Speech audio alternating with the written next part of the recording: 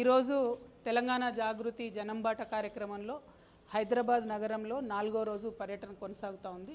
ఇవాళ చాంద్రాయన్ గుట్టలో ఉన్నటువంటి BC boys హాస్టల్కి రావడం జరిగింది. ఈ బీసీ బాయ్స్ హాస్టల్ 2018లో కట్టలేదు, యాక్చువల్గా నిర్మాణం రెంట్కి తీసుకోవడం జరిగింది.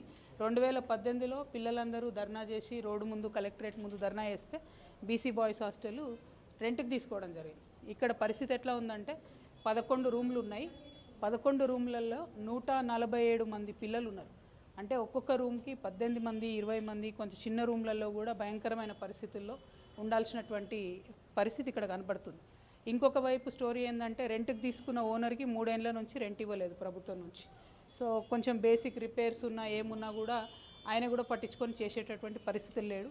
కాకపోతే ఓనర్ మంచోడు ఉన్నాడు, పిల్లల్ని హాస్టల్ని కంటిన్యూ కానిస్తున్నాడు. అట్లనే ప్లస్ ఇక్కడ ఉండేటటువంటి కుకింగ్ స్టాఫ్ వాళ్ళు చాలా మంచిగా పిల్లలకు వండి పెడతా ఉన్నారు. ఫుడ్ ఒకటే బాగుంది తప్పితే మిగతా ఏది కూడా హాస్టల్ లాగా లేదు. చదువుకునే వాతావరణం అసలే లేదు.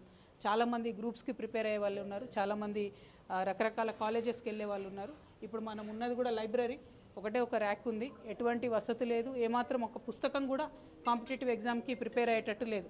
సో ఇది విపరీతమైనటువంటి నిర్లక్ష్యానికి గురైనటువంటి హాస్టల్ లాగా ఉంది. సరే, మేము మా సంస్థ నుండి ఎంతో కొంత చేయడానికి ప్రయత్నం చేస్తున్నాం. ఎందుకంటే చలికాలంలో కింద పడుకునే పరిస్థితి ఉంది పిల్లలది. కనీసం పరుపు దుప్పటి కూడా ప్రభుత్వం నుంచి రాలేదు. నేను బీసీ వెల్ఫేర్ డిపార్ట్మెంట్ని అడుగుతూ ఉన్నాను పత్రికా ముఖంగా, మీరు చాంద్రాయన్ గుట్టలో ఉన్న ఈ బీసీ హాస్టల్కి వచ్చి మీరు రెంట్ కట్టి బెడ్లు ఇస్తే ఓకే, లేదు అంటే ఒక 1 వీక్లో జాగృతి నుండి మేమే బంక్ బెడ్స్ ఇస్తాం, మేమే పిల్లలు ఆడుకోవడానికి ఇండోర్ గేమ్స్ కానీ ఏది కానీ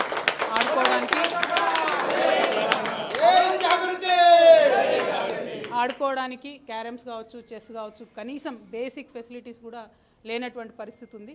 అవి మేము ప్రొవైడ్ చేస్తాం. కానీ మాలాంటి సంస్థలు చేస్తే కొంతమందికే కొన్ని చోట్లకే చేయగలుగుతాం. ప్రభుత్వం చేస్తే అన్ని చోట్ల అందరి పిల్లలకు బెనిఫిట్ అవుతుంది. కాబట్టి ప్రభుత్వాన్ని నేను డిమాండ్ చేస్తూ ఉన్నా, మీరు చేయండి, మీరు ముందడుగు వేయండి.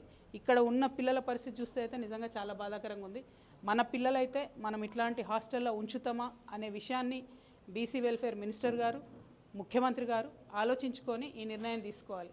2018లో హాస్టల్ రెంట్కి తీసుకున్నప్పటి నుంచి ఇప్పటి వరకు కూడా కనీసం సామాన్ రాలేదు అని అంటే మరి ఎంత నిర్లక్ష్యం అన్నది అర్థమవుతా ఉన్నది. ఇది కరెక్ట్ కాదు.